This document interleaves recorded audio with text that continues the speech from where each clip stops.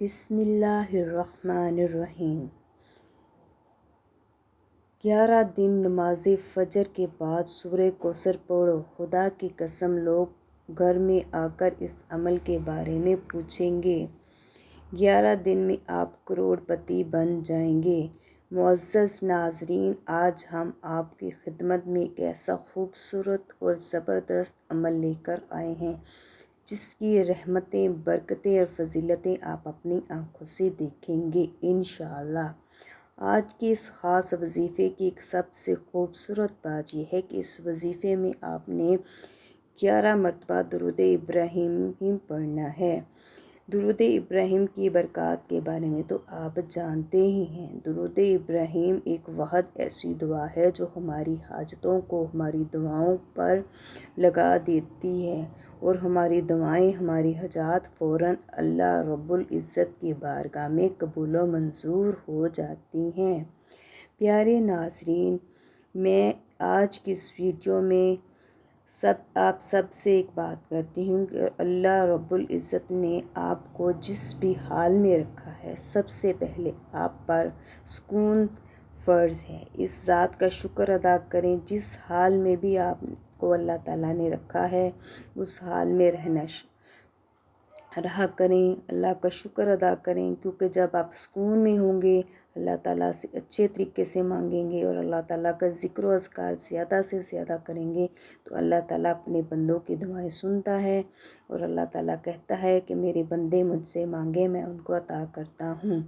اسی طرح ہی اگر آپ اللہ تعالیٰ سے اپنی حاجات کی دعا کریں گے، اللہ تعالیٰ سے اپنی حاجات کے بارے میں اللہ تعالیٰ کو بتائیں گے، یہ وظیفہ آپ خلوص دل سے کریں گے تو انشاءاللہ تعالیٰ آپ کو اس کے پورے نتائج حاصل ہوں گے۔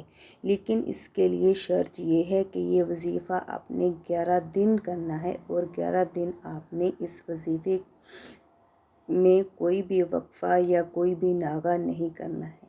جس دن آپ نے آپ نے یہ وظیفہ 11 دن کرنا ہے، 11 دن آپ نے صبح نماز فجر ادا کرنی ہے۔ نماز فجر ادا کرنے کے بعد آپ نے 11 مرتبہ درود ابراہیمی پڑھنا ہے۔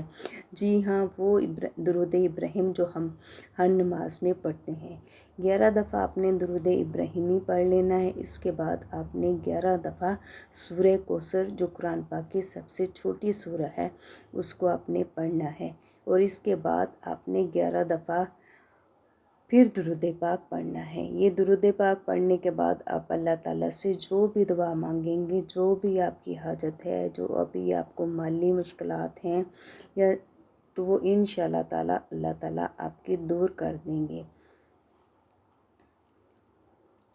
اور انشاءاللہ تعالیٰ آپ نے اپنی دعا میں جو آپ کی حاجت ہے وہ اللہ تعالیٰ سے آپ نے مانگنی ہے۔ اللہ تعالیٰ سے جو بھی دعا ہم خلوص دل سے مانگیں گے، اللہ تعالیٰ ہماری دعائیں سننے والا ہے۔ اللہ تعالیٰ ہی اپنے بندوں کو مشکلات سے نکالتا ہے اور کوئی بھی بندہ اس میں کچھ نہیں کر سکتا۔ بس آپ نے یہ وظیفہ 11 دن کرنا ہے اور 11 دن اس میں کوئی ناغہ نہیں کرنا ہے۔ تو انشاءاللہ تعالیٰ جب آپ یہ وظیفہ کریں گے تو انشاءاللہ تعالیٰ آپ کو 2-4 دن میں ہی اس کے نتائج نظر آنے شروع ہو جائیں گے۔ وقت کی نزاکت کو مد نظر رکھتے ہوئے وظیفے کی طرف بڑھتے ہیں۔ یہ قرآن مجید کی سب سے چھوٹی سورہ جیسے کہ میں نے آپ کو بتایا ہے سورہ کوثر کا وظیفہ ہے۔ اس کوثر کو بڑا نایاب یہ سورہ کوثر کا بڑا نایاب عمل ہے، بڑا قیمتی عمل ہے۔ اس کو پڑھنے والا بندہ ہمیشہ غنی رہتا ہے، کسی کے آگے ہاتھ نہیں پھیلانے پڑتے۔ وہ اللہ کی بارگاہ سے لاکھوں کروڑوں بھی مانگے تو انشاءاللہ تعالیٰ اللہ تعالیٰ اس کو اپنے دربار سے خالی واپس نہیں بھیجیں گے۔